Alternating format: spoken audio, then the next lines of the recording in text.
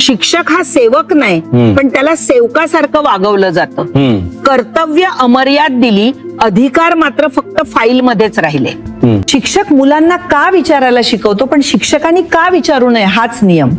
प्रश्न विचारणारा शिक्षक धोकादायक वाटतो, कारण तो सत्याशी बोलतो.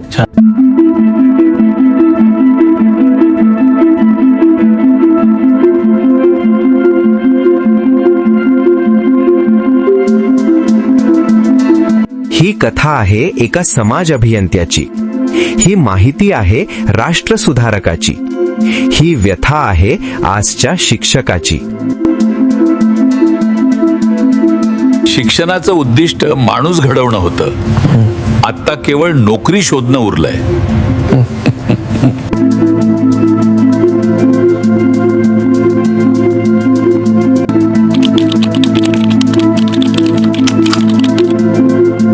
शिक्षक म्हणजे राष्ट्राचा कणा, पण आज हाच कणा व्यवस्थेच्या ओझ्याखाली वाकत चाललाय. ड्युटी नाकारली तर कारवाई होते, आदेशावर प्रश्न विचारला तर बदली केली जाते. मात्र व्यवस्थेतील त्रुटींवर प्रश्न विचारणारा शिक्षक नेमका कोणता गुन्हा करतो? शिक्षक म्हणजे राष्ट्राचा कणा म्हणतात, पण कणा वाकवला, मोडला, दाबला तरी त्याला कणा म्हणायचेच का?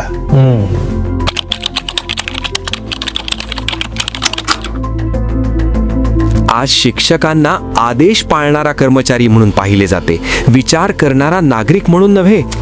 शिक्षण, मतदान, जनगणना, सर्वेक्षण, निवडणूक ड्युटी, प्रशासनाची प्रत्येक जबाबदारी शिक्षकांवर टाकली जाते.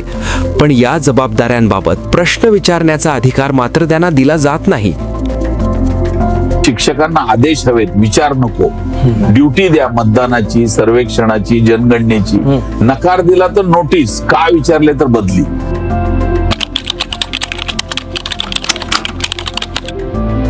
प्रश्न विचारणारा शिक्षक म्हणजे बंडखोर नसतो, तो व्यवस्थेतील त्रुटी दाखवणारा आरसा असतो.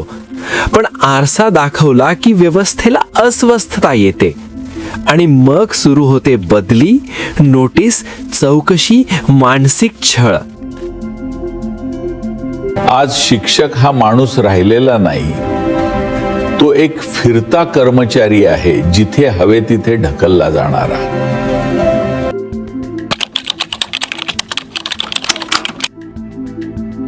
आज परिस्थिती अशी आहे की कर्तव्य अधिक, अधिकार शून्य, जबाबदारी अमर्याद, पण संरक्षण नाही.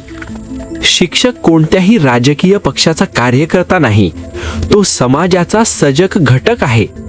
तो प्रश्न विचारतो कारण तो मुलांचे भवितव्य घडवतो. कर्तव्य अमर्याद, अधिकार शून्य, संरक्षण नाही, सन्मान नाही, आणि तरीही अपेक्षा एकच: गप्प रहा, आज्ञा पाळा आणि राष्ट्र घडवा.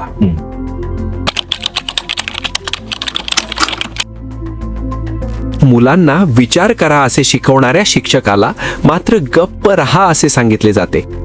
ही भीतीतून चालणारी व्यवस्था शिक्षण घडवत नाही, ती केवळ आदेश पाळणारी पिढी घडवते. आज प्रश्न असा आहे की शिक्षकांनी विचार करायचा की नाही? जर विचार केला तर त्याची किंमत बदली, कारवाई, अपमान अशीच असणार आहे का? शिक्षक म्हणजे फक्त कर्मचारी नाही, तो राष्ट्र घडवणारा घटक आहे. आणि राष्ट्र घडवणाऱ्यांचा आवाज दाबला तर ते राष्ट्र स्वतःच कमकुवत होते. आवाज दाबलेले शिक्षक शक्तिशाली राष्ट्र घडवू शकत नाहीत, कारण राष्ट्र कण्यावर उभं राहतं, पण कणा मोडला तर राष्ट्रही कोसळतं.